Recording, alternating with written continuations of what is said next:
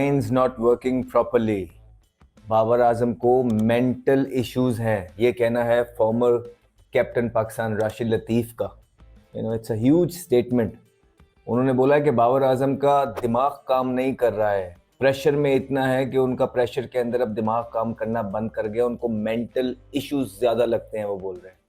उन्होंने बोला कि उनसे कैप्टनसी ज़बरदस्ती छुड़वाई गई, जिसकी वजह से उनका जो मेंटल स्पेस है, मेंटली वो बहुत ज़्यादा प्रेशर में आ गए हैं, उनका दिमाग ठीक तरीके से काम नहीं कर रहा है। लेकिन यहाँ मैं थोड़ा सा डिसएग्री करूँगा।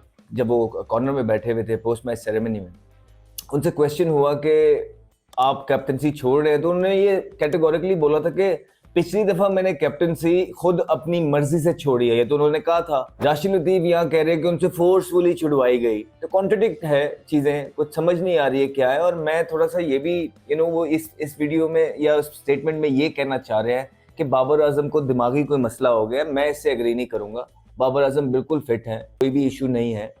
ठीक है, प्रेशर का टोल पड़ता है इंसान को मेंटली, कभी कभार चीजें हो जाती हैं, लेकिन उनको मेंटल मसला कह देना, ये बहुत बड़ी स्टेटमेंट आप बाबर आजम के लिए दे रहे हैं कि उनका वो मेंटली उनका दिमाग काम सही तरीके से नहीं कर रहा। और अगर मेंटली एक इंसान का दिमाग ठीक तरीके से काम नहीं कर रहा है, तो क्या वो एलिजिबल है पाकिस्तान को रिप्रेजेंट करने के लिए?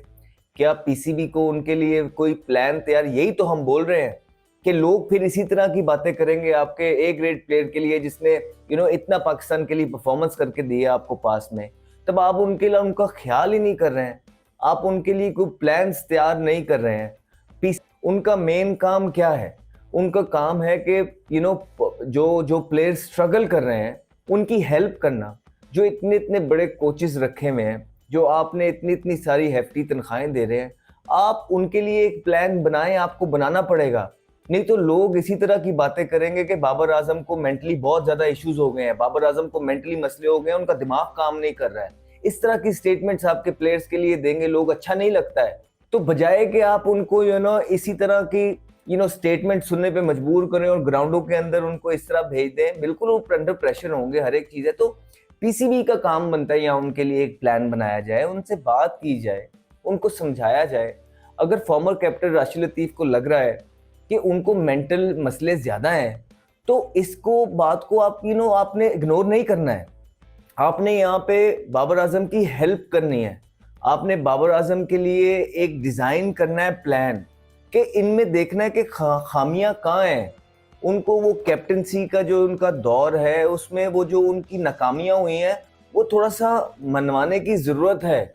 और वो जो चीजें उनके कैप्टनसी के दौर में सारी हम जो है ना बबागे दौल जो फरमाते रहे हैं, दोहराते रहे हैं, वो आपने उनको रियलाइज करवाना है। अगर जब तक वो बाबर आजम इन चीजों को रियलाइज नहीं करेंगे, वो कभी भी आगे फॉरवर्ड मूव नहीं कर सकते।